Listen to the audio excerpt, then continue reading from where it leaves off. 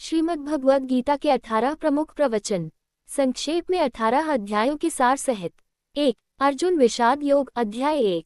संदेश: जीवन में जब संघर्ष सामने हो तो मोह, शोक और भ्रम से हटकर कर्तव्य का पालन करें। प्रवचन: अर्जुन युद्ध भूमि में अपने सगे संबंधियों को देखकर विचलित हो जाते हैं। यह अध्याय मनुष्य की मानसिक दुविधा को दर्शाता है। 2. सांख्य योग अध्याय 2। संदेश: आत्मा न मरती है, न जन्म लेती है। प्रवचन: श्री कृष्ण समझाते हैं कि शरीर नश्वर है पर आत्मा अमर है, इसलिए आत्मज्ञान प्राप्त करके अपने कर्म करो।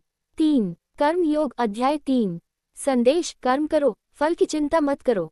प्रवचन: निष्काम कर्म की महिमा।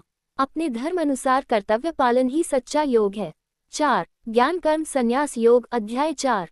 संदेश: सच्चा ज्ञान ही अज्ञान को नष्ट करता है।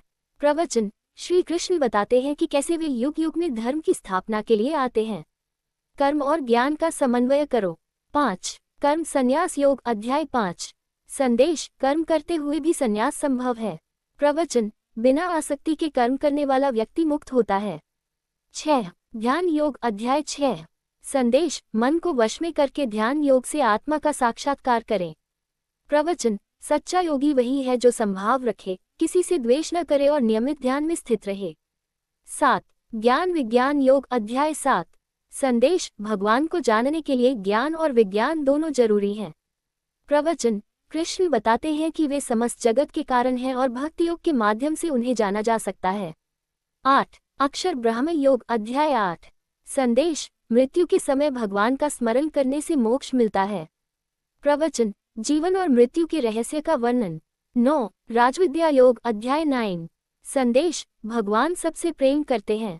प्रवचन: भक्ति सबसे सरल और श्रेष्ठ मार्ग है। जो मुझे प्रेमपूर्वक स्मरण करता है वह मुझे प्राप्त करता है। 10. विभूति योग अध्याय 10। संदेश: भगवान की विभूतियां, विशिष्ट शक्तियां सर्वत्र हैं। प्रवचन: श्री कृष्ण बताते हैं कि जो श्रेष्ठ, अद्भुत और प्रभावशाली है वह उन्हीं की शक्ति का अंश है। 11. विश्वरूप दर्शन योग अध्याय 11। संदेश: भगवान सर्वव्यापी हैं।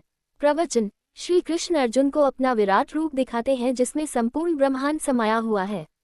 12. भक्ति योग अध्याय 12। संदेश: सच्ची भक्ति से भगवान को पाया जा सकता है।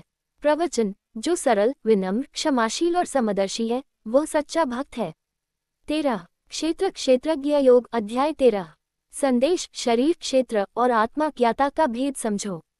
प्रवचन: आत्मा अविनाशी है और शरीर उसका माध्यम है। 14.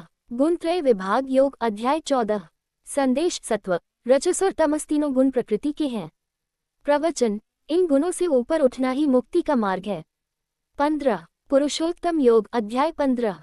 संदेश: संसार एक अश्वत्थ वृक्ष है जिसकी जड़ें ऊपर हैं।